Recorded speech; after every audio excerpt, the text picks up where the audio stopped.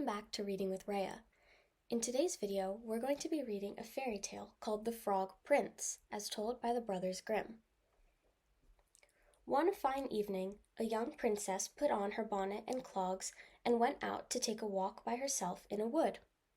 And when she came to a cool spring of water that rose in the midst of it, she sat herself down to rest a while. Now she had a golden ball in her hand, which was her favorite plaything, and she was always tossing it up into the air and catching it again as it fell.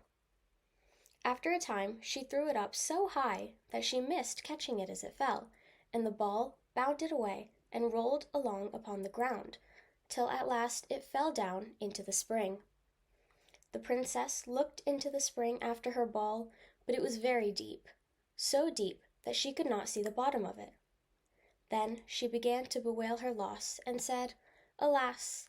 If I could only get my ball again, I would give all my fine clothes and jewels and everything that I have in the world." Whilst she was speaking, a frog put its head out of the water and said, "Princess, why do you weep so bitterly?" "Alas!" said she, "what can you do for me, you nasty frog? My golden ball has fallen into the spring." The frog said, "I want not your pearls and jewels and fine clothes, but if you will love me and let me live with you, and eat from off your golden plate and sleep upon your bed, I will bring you your ball again." "What nonsense," thought the princess. "This silly frog is talking. He can never even get out of the spring to visit me, though he may be able to get my ball from me, and therefore I will tell him he shall have what he asks." So she said to the frog, "Well, if you will bring me my ball, I will do all you ask." Then the frog put his head down and dived deep under the water, and after a little while he came up again, with the ball in his mouth, and threw it on the edge of the spring.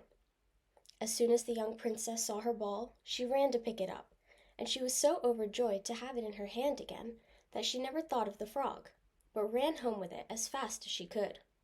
The frog called after her, "Stay, princess, and take me with you as you said." But she did not stop to hear a word. The next day, just as the princess had sat down to dinner, she heard a strange noise. Tap, tap, plash, plash, as if something was coming up the marble staircase, and soon afterwards there was a gentle knock at the door, and a little voice cried out and said, "Open the door, my princess dear, open the door to thy true love here, and mind the words that thou and I said, by the fountain cool in the greenwood shade." Then the princess ran to the door and opened it, and there she saw the frog, whom she had quite forgotten. At this sight she was sadly frightened, and shutting the door as fast as she could, came back to her seat. The king, her father, seeing that something had frightened her, asked her what was the matter. "There is a nasty frog," said she, "at the door, that lifted my ball for me out of the spring this morning.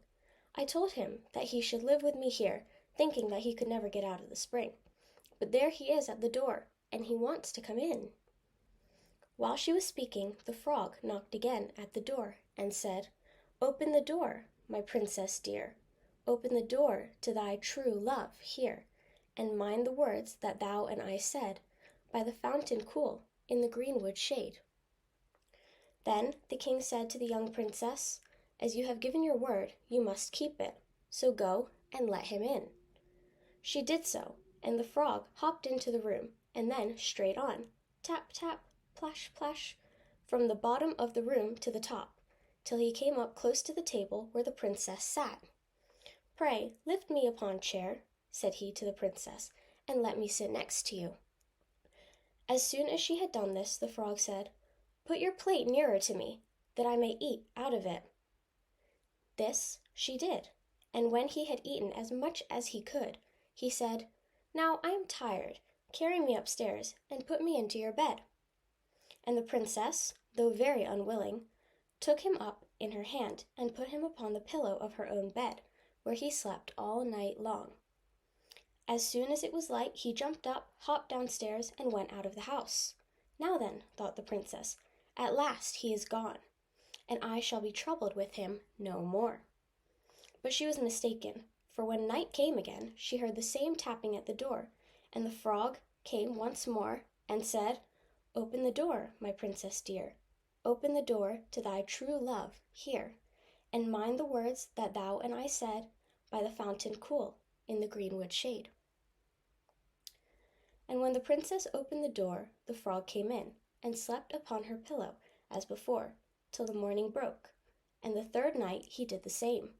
But when the princess awoke on the following morning, she was astonished to see, instead of the frog, a handsome prince, gazing on her with the most beautiful eyes she had ever seen, and standing at the head of her bed. He told her that he had been enchanted by a spiteful fairy, who had changed him into a frog, and that he had been fated so to abide till some princess should take him out of the spring, and let him eat from her plate, and sleep upon her bed for 3 nights. "You," said the prince, "have broken his cruel charm, and now I have nothing to wish for but that you should go with me into my father's kingdom, where I will marry you and love you as long as you live." The young princess, you may be sure, was not long in saying yes to all this, and as they spoke a gay coach drove up, with 8 beautiful horses, decked with plumes of feathers and a golden harness, and behind the coach rode the prince's servant, faithful Heinrich, who had bewailed the misfortunes of his dear master during his enchantment so long and so bitterly that his heart had well nigh burst. They then took leave of the king and got into the coach with 8 horses, and all set out, full of joy and merriment, for the prince's kingdom, which they reached safely, and there they lived happily a great many years. The end. I hope you guys enjoyed this video and that you'll join me next time for another fairy tale. Parents, teachers, carers, if you like this video, please give it a like and subscribe to my YouTube channel, Reading with Rhea. Thank you for watching and see you next time.